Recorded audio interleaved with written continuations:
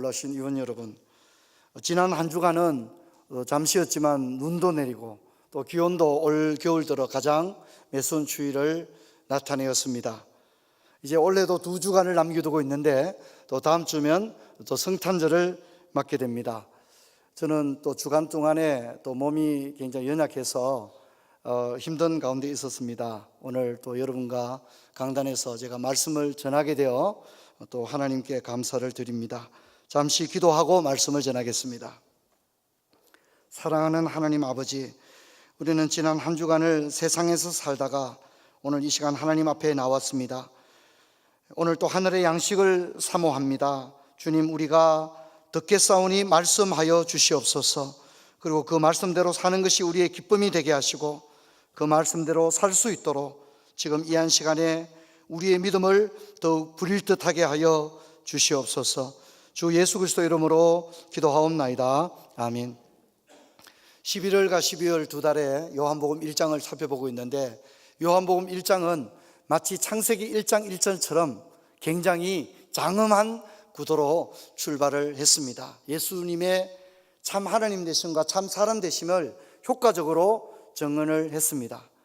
그리고 요한복음 1장의 마지막에는 2개의 에피소드를 배치시키고 있는 것을 보게 됩니다. 2개의 에피소드는 예수님을 만난 사람들의 이야기를 싣고 있습니다.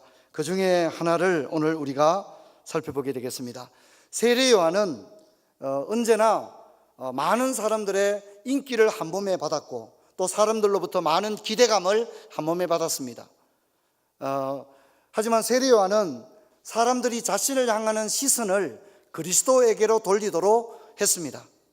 그리고 그는 입을 열면 자신에 대한 이야기를 하기보다는 오직 그분에 대한 이야기를 하는 데 집중했고 그를 높였습니다.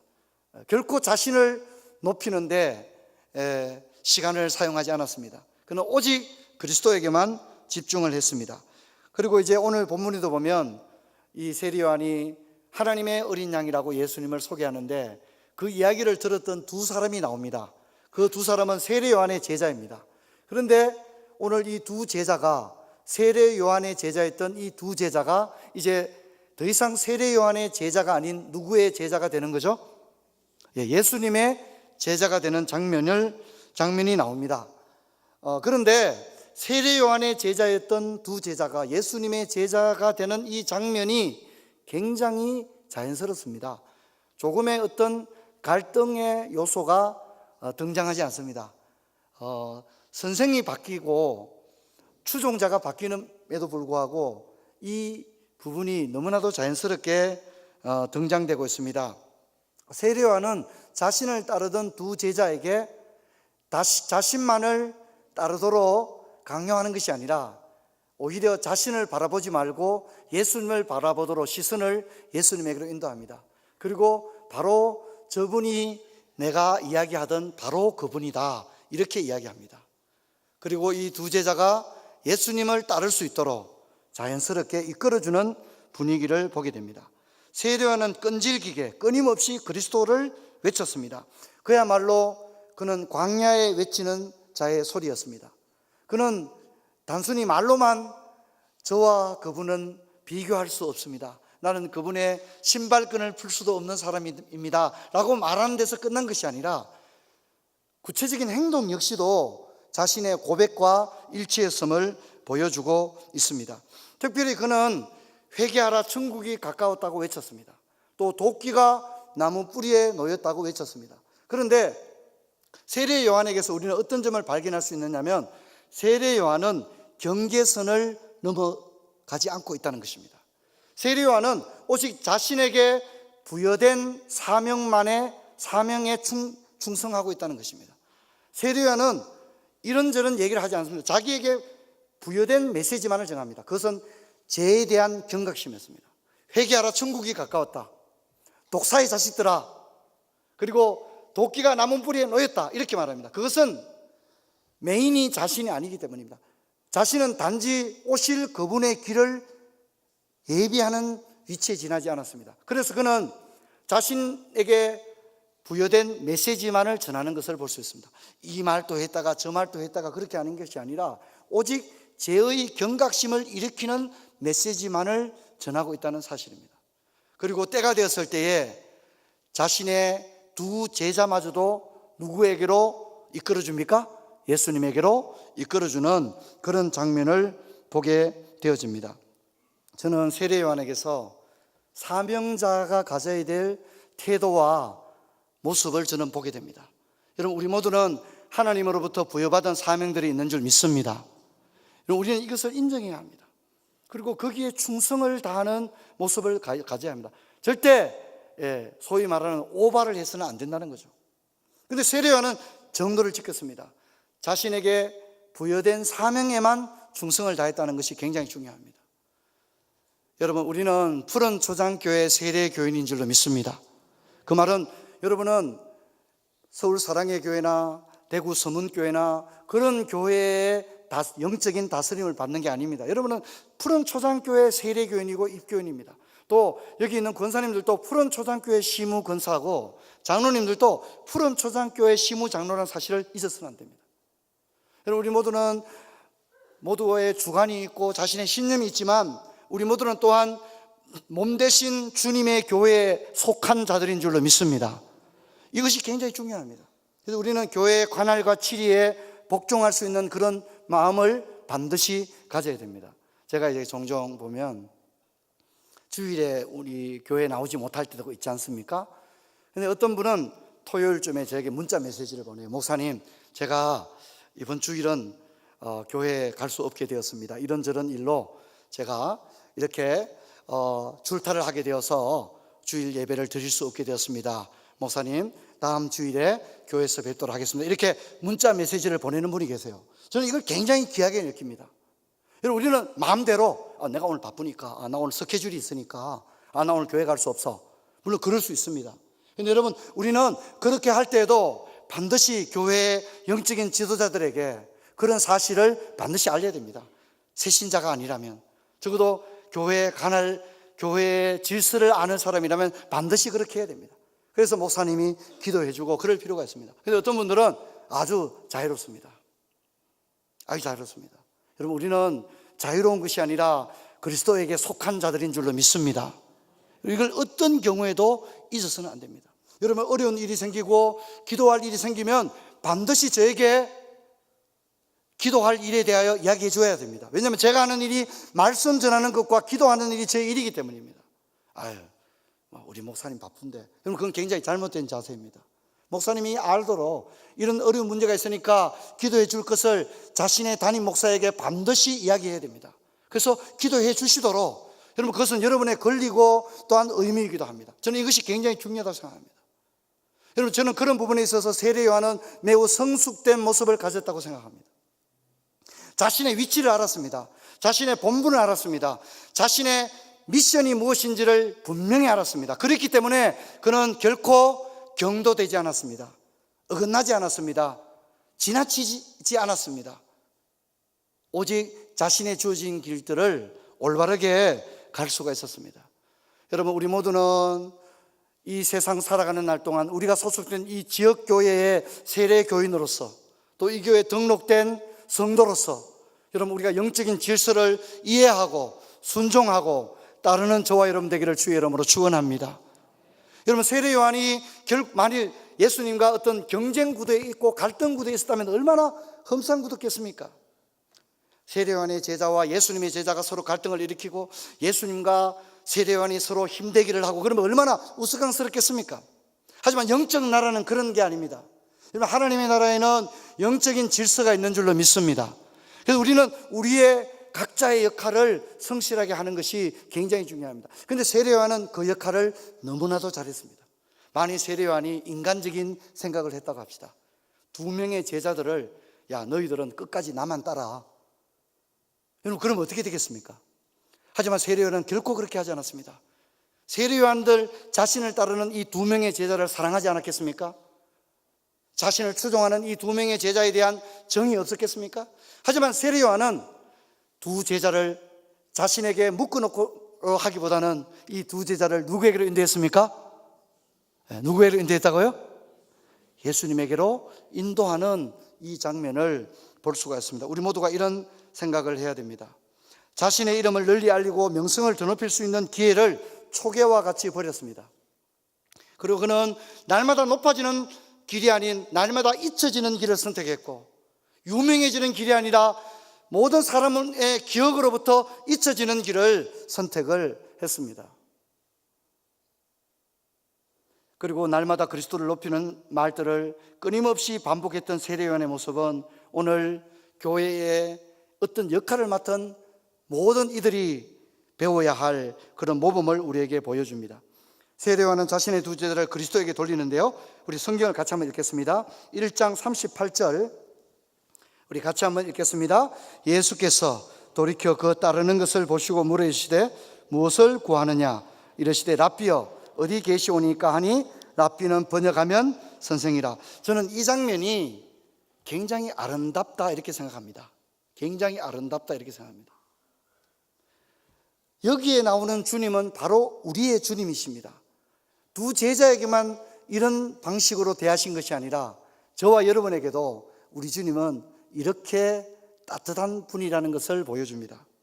두 제자는 예수님에 대한 궁금증 그리고 설레임 혹은 두려움의 마음도 교차하고 있었을 것입니다. 이런 어색한 분위기를 먼저 깨트린 것은 제자들이 아닌 예수님이었습니다. 무엇을 구하느냐? 예수님은 두 제자들이 말을 걸어올 때까지 기다리신 것이 아니라 오히려 먼저 다가가셨습니다. 그리고 우리 주님이 그들에게 말을 건네신 거죠. 주님은 두 제자를 향하여 따뜻하고 인자하며 품격 있는 초대 말씀으로 손을 먼저 내미셨습니다. 항상 예수님이 그랬습니다. 사마리아 여인을 만났을 때도 얼마나 어색한 분위기입니까? 유대 남자와 이방인 여자의 우물가에서 만남이라고 하는 것은 얼마나 어색한 분위기입니까? 근데 이 어색한 분위기를 먼저 깨트린 것은 주님이었습니다. 그래서 주님은 이 여인에게 뭐라고 말합니까? 내게 마실 물을 조금 달라고 먼저 그렇게 이야기한 겁니다. 먼저 다가가신 거죠. 우리 주님은 기다리시는 분이 아니라 먼저 다가오시고 먼저 말을 건네시고 먼저 손을 내밀어 주시는 주님이신 줄로 믿습니다. 이것이 우리 주님의 모습입니다.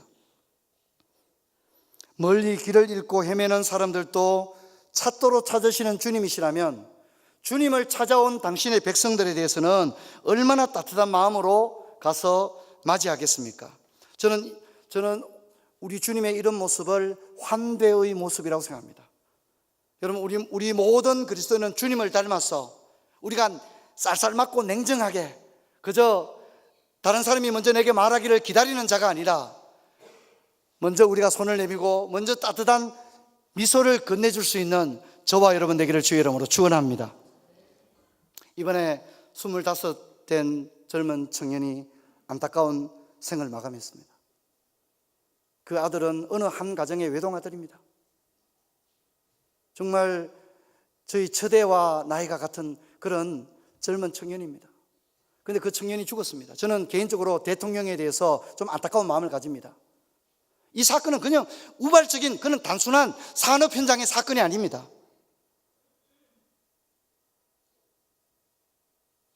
그냥 비서실장 보낼 게 아니라 대통령이 와서 진심으로 오늘 이 젊은이들이 당하고 있는 이 안타까운 현실 앞에서 진정으로 나라의 지도자라면 슬픔을 공감하고 국가 지도자로서 통절한 책임을 외면해서는 안 된다고 생각합니다.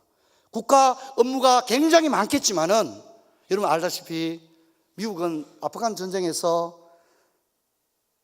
유해가 도착할 때 대통령이 직접 나가서 그 유해를 맞이합니다. 대충 죽어도 되는 인생에는 아무도 없는 것입니다. 우리 대한민국 사회에서 그저 위험한 환경에서 일하다가 그냥 죽어도 막 되는 그런 사람들이 막 있는 것이 아닙니다. 귀하지 않은 사람이 아무도 없는 것입니다. 여러분, 적어도 우리 국가의 정의라고 하는 것이 저도 국민 한 사람 한 사람이 인격이 존중을 받고 자신의 안전하고 깨끗한 안전이 담보된 근무 환경에서 일하고, 특히 젊은이들은 더더욱 그렇지 않겠습니까? 젊은이들이 마음껏 꿈을 펼쳐나갈 수 있는 그런 나라가 되어야 되지 않겠습니까? 여러분, 그보다 더 중요한 일이 뭐가 있습니까? 여러분, 저는 우리 사회에서 사람들을 함부로 대하는 모습들, 이런 모습들에 안타까움을 느낍니다. 여러분, 적어도 우리 그리스도인들은 그렇게 되어서는 안 됩니다. 여러분, 우리가 우리 사회 곳곳에서 소위 알바생들을 만납니다. 수많은 아들, 딸들이 알바를 합니다. 주유소에서 또는 식당에서 많은 우리 젊은 친구들이 거기서 용돈을 벌고 또는 학자금을 벌기 위해서 일하는 걸 봅니다. 여러분, 그들에게 함부로 대해서는 안 됩니다. 그들 모두는 우리의 아들이고 딸입니다. 그들에 대해서 야, 저 알바생이구나 막 반말하고 막 비인격적으로 대하고 막 함부로 대하고, 여러분, 그것은 믿지 않는 자들은 혹 그런 사람이 있다 할지라도 그리스도는 절대로 그렇게 해서는 안 됩니다. 여러분, 우리는 그들을 대할 때에 주님을 대하는 마음으로 대할 수 있기를 축원합니다. 아멘 좀 합시다. 할렐루야, 할렐루야. 우리 그리스도인들만이라도 나는 그렇게 하길 바랍니다. 여러분, 직장에서 기간제로 일하거나 비정규직으로 일하는 젊은 이들이 있을 겁니다. 여러분, 직장에 여러분이 고용주가 아니라 할지라도 그들에 대해서 인격적으로 대하십시오.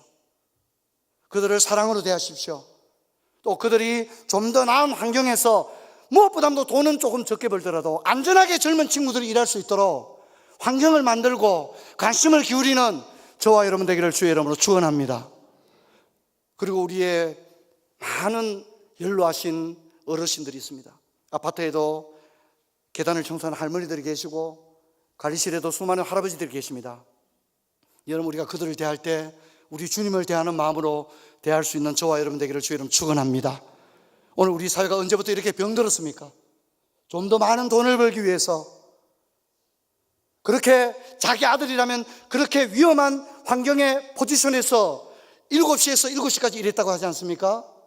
저녁 7시에 들어가서 새벽 7시까지 일한다고 하지 않습니까? 그 어두운 데서 손전등도 고장난 데서 컨베이어 벨트에 들어가서 그 젊은 청년의 몸이 풍지박산이 났는데도 여러분, 우리 사회가 반성하지 않는다면, 슬퍼하지 않는다면 여러분, 우리 사회에 무슨 희망이 있겠습니까?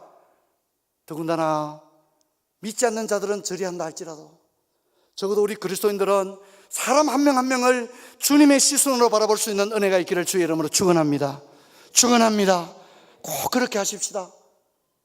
우리가 음식을 시켜서 배달 오는 그런 청년들 한 명 한 명 만날 때도 진짜 인격적으로 대할 수 있는 그런 마음을 가져야 합니다. 저는 오늘 주님의 모습에서 그런 마음을 가집니다. 우리 주님이라면 어떻게 했겠습니까? 주님은 먼저 다가가셨습니다. 먼저 손을 내미셨습니다. 어색한 분위기를 먼저 깨뜨리시고, 주님이 권위를 따진다면 제자들이 먼저 물어와야 되잖아요. 제자들이 먼저 다가와야 되지 않겠습니까? 하지만 주님은 그런 권위를 내세운 게 아닙니다. 주님은 그런 대접을 받기에 충분한 분이셨음에도 불구하고 기꺼이 먼저 다가가시고 먼저 손을 내미시고 먼저 눈을 아이 컨택하시고 그랬던 주님이라는 사실을 잊지 말아야 합니다.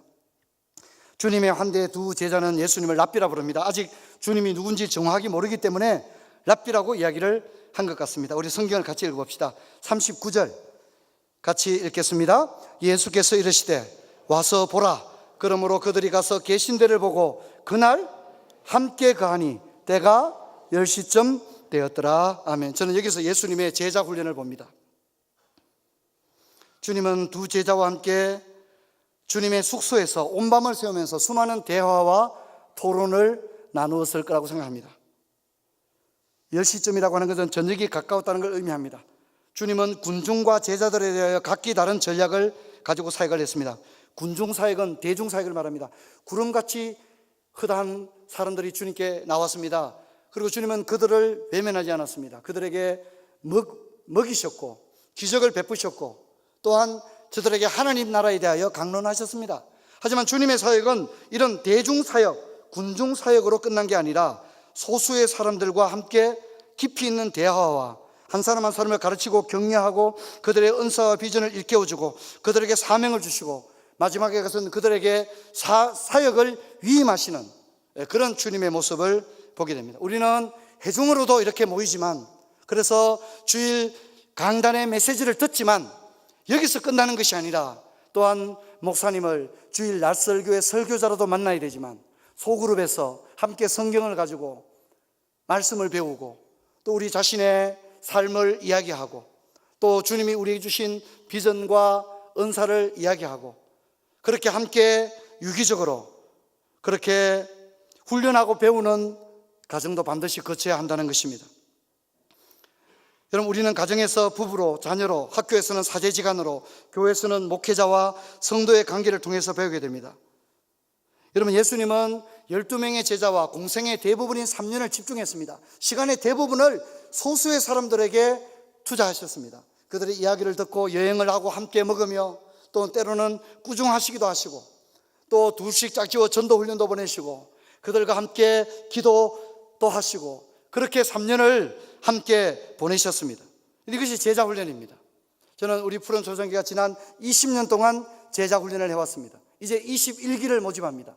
근데 저는 여기서 머물지 않기를 원합니다. 여러분, 우리가 제자 훈련을 했다면 이제 우리는 또 하나의 제자 훈련을 시작해야 됩니다. 여러분, 저는 그것을 가정예배라고 확신합니다. 여러분, 오늘 부모 자녀들 간의 대화가 얼마나 부족합니까? 그리고 우리가 예배를 드리고 있는 이 시간에 밑에서 영아부, 유치부, 유년부가 예배를 드리고 있습니다. 하지만 정말 우리 아이들이 하나님에 대해서 어떤 생각을 가지고 있는지 우리는 대화할 기회가 잘 없고요. 이런 영적인 대화는 고사하고라도 자녀들과의 대화의 시간 자체가 절대적으로 부족합니다. 조사에 의하면 아버지들이 아이와 함께 이야기 나누는 시간이 한 달 다 해도 30분이 안 된다고 합니다. 여러분, 이게 오늘 우리 한국 사회 현실입니다. 여러분, 우리 교회는 단순히 주일 오후에 오후 예배, 저녁 예배 안 드리는 그런 시간이 그렇게 넉넉한 그런 교회가 아닙니다. 우리는 주일에 이곳에 모여 예배드리고, 또한 가정에 돌아가서 자녀들과 함께 찬송하고 성경을 함께 읽으며 가정에서 예배하는 그런 교회가 되기를 주의 이름으로 축원합니다. 저는 이것이 반드시 이루어져야 될 일이라고 생각합니다.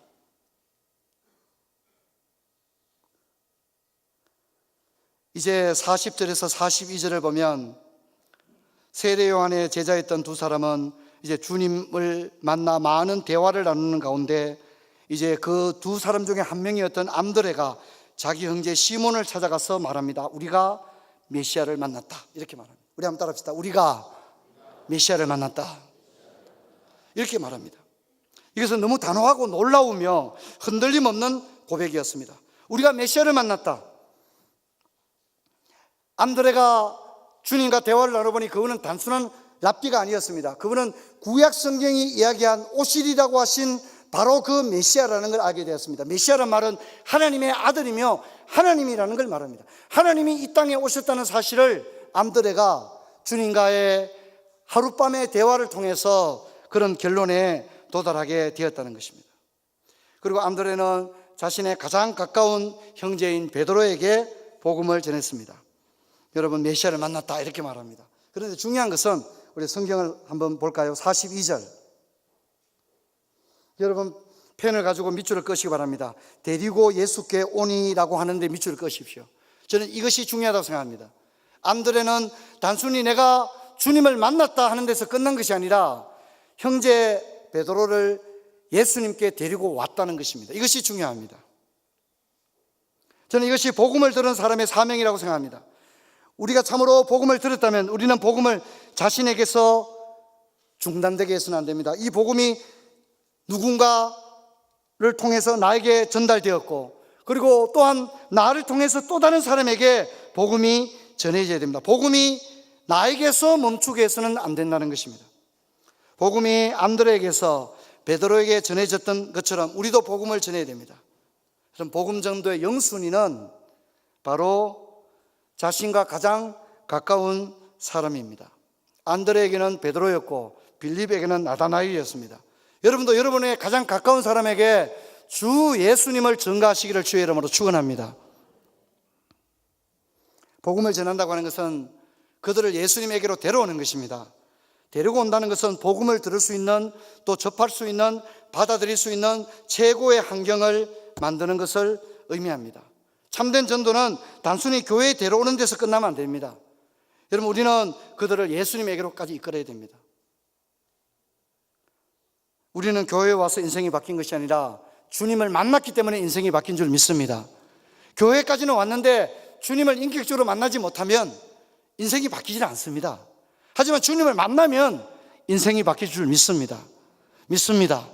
이런 은혜가 있기를 주의 이름으로 축원합니다. 우리가 주님을 만났다면 적어도 이런 역사가 일어나야 합니다. 나의 가장 가까운 사람에게 말해야 됩니다. 내가 예수님을 만났다. 그분이 나의 모든 상처를 치유해 주셨다. 내가 그분을 만남으로써 내 삶이 치유되었다. 그리고 주님은 나 같은 죄인도 불러주셔서 당신의 자녀라고 해주셨다. 이것을 안드레처럼 말해야 됩니다. 우리가 메시아를 만났다 이렇게 말한 것처럼 우리가 그렇게 말해야 합니다. 뿐만 아니라 우리는 그들을 그리스도에게로 인도해야 됩니다. 이것이 전도입니다. 여러분, 베드로가 안드레가 이렇게 전도했는데 바로 예수를 고분고분하게 믿었을 것 같습니까? 베드로가 좀 이렇게 만만찮은 저항을 한 것 같습니까? 여러분 어떤 것 같아요? 별로 안 도와주시네요. 베드로가 이렇게 순순히 주님을 받아들였을까요? 적지 않은 저항을 했을까요? 복음서를 자세히 읽어보면 베드로가 적지 않게 주님께 다가가는 것을 머뭇거렸다는 걸 알 수가 있어요. 베드로는 주님을 만나자 당신이군요, 그렇게 벼락같이 매우 적극적인 반응을 가지고 주님께 다가갔던 인물이 절대 아닙니다. 성경을 자세히 읽어보면 베드로는요, 주님이 말씀을 전하는 중에도 자기는 뭐하고 있죠? 그물을 깃고 있는 거예요. 딴짓 하는 거죠. 안 듣는 척 이렇게 하는 거예요. 그게 베드로의 모습입니다. 그런데 베드로가 결정적으로 어디서 깨집니까? 고기를 잡는 사건에서 베드로가 결정적으로 깨집니다. 갈릴리에서 잔뼈갈국은 베드로가 생각할 때는 고기가 저렇게 잡힐 수가 없거든요. 그물을 던져라 해서 고기가 저렇게 잡혔다면 저분은 인간이 아니라는 겁니다. 신이 아니고서는 저런 일은 절대 일어날 수 없다는 사실을 베드로는 알았던 거죠. 그랬을 때 베드로가 예수님을 향해서 뭐라고 말합니까? 그때 진짜 고백이 나옵니다. 주여 나를 떠나소서, 나는 죄인으로소이다. 그렇게 말하는 겁니다. 여러분, 제가 무슨 얘기를 하려고 하냐면 우리가 안드레처럼 형제인 남편 혹은 부모님, 친정부모님 이렇게 전도하는데 여러분, 그들이 한 번에 주님을 믿는 게 쉽지 않은 일이라는 겁니다. 누구도 그랬다고요? 베드로도 그랬다는 겁니다. 베드로도 첫날부터 열광적으로 나는 이제 당신의 제자가 되겠습니다 그렇게 말한 게 아니라는 것입니다. 베드로도 멀찍이서 주님에게 관심이 없는 척하면서 마음을 쉽게 열지 않았던 제자가 베드로입니다. 여러분, 우리의 남편도, 우리의 아내도, 우리의 친정 식구들도, 동생들도 그럴 수 있습니다. 하지만 마음의 문을 열게 하기 위해서 우리가 어떻게 해야 됩니까? 우리가 할 수 있는 건 아무것도 없습니다. 우리는 먼저 고백해야 됩니다. 내가 메시아를 만났다, 내가 주님을 만났다 라고 말해야 되고, 특별히 지난주에 제가 예수님에 대해서 말할 때 무엇을 말하기를 두려워해서는 안 된다고 말했죠? 십자가를 말하기를 두려워해서는 안 된다는 얘기를 했습니다. 십자가와 부활을 말하지 않고 예수님을 이야기할 수 있어요, 없어요? 없는 것입니다. 야, 우리 교회 한번 와봐라, 커피가 얼마나 맛있는지 모른다. 여러분, 그거 가지고는 안 되는 겁니다. 우리는 전도한다면 적어도 주님의 십자가와 부활을 담대하게 전할 수 있는 저와 여러분 되기를 주의 이름으로 축원합니다. 담대하게 전할 수 있는 그런 마음을 가져야 하는 것입니다. 그게 용기인 것입니다. 박항서 감독이 그 서저키컵인가 우승했다고 하더라고요.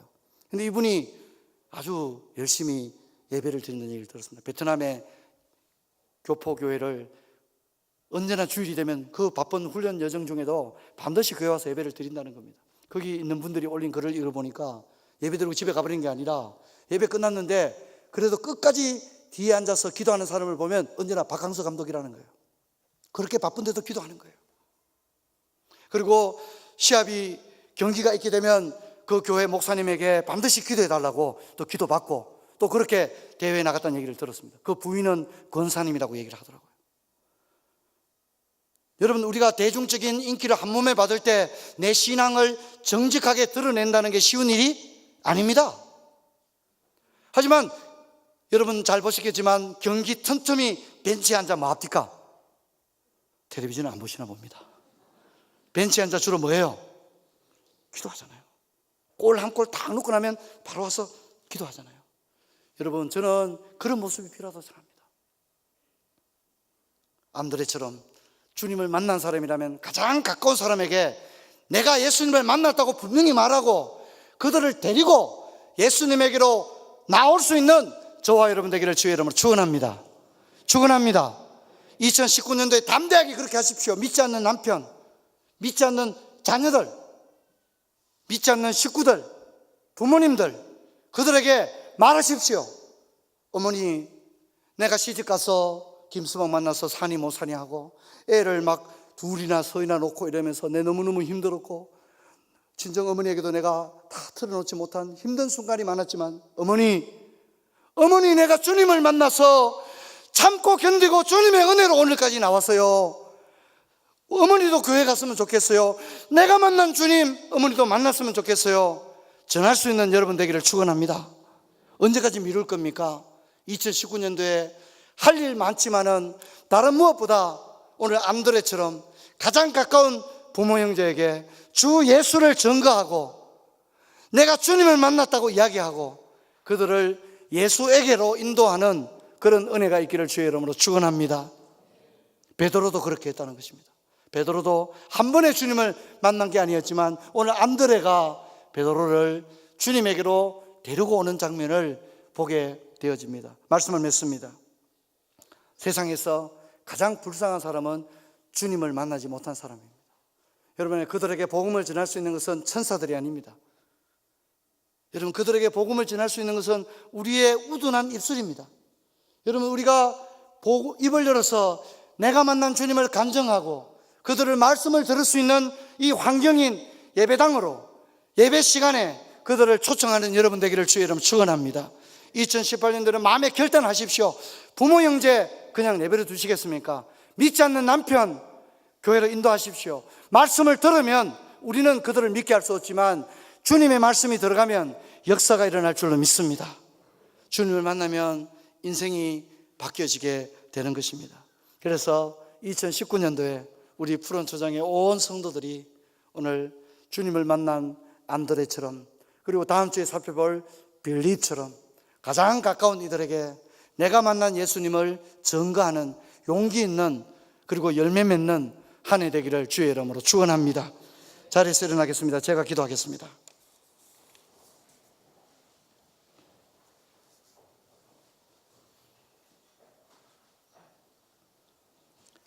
하나님 아버지, 오늘 요한복음을 통해서 세례 요한이 자신의 두 제자를 예수님에게로 이끄는 장면을 읽었습니다. 자신이 영광을 받을 수 있었음에도 불구하고 오직 예수를 드러내는데 자신의 전부를 쏟는 세례 요한의 모습을 봤습니다.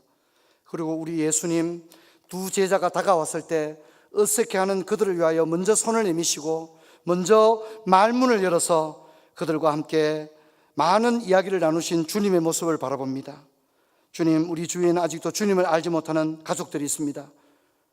또 자녀들 가운데도 신앙생활을 하지 않는 자녀들이 있습니다. 하나님 아버지, 우리가 그들을 믿게 할 수는 없지만 우리가 입술로 고백하고 예수님에 대하여 복음을 말하고 그들을 복음을 듣는 현장으로 데리고 올 수 있는 저희들 되게 하여 주시옵소서. 복음이 나에게서 멈추어 서버리고 복음이 나에게서 중단되어 버리는 것이 아니라 복음이 나로 인하여 수많은 사람에게 전해지는 생명의 역사가 있게 하여 주시옵소서.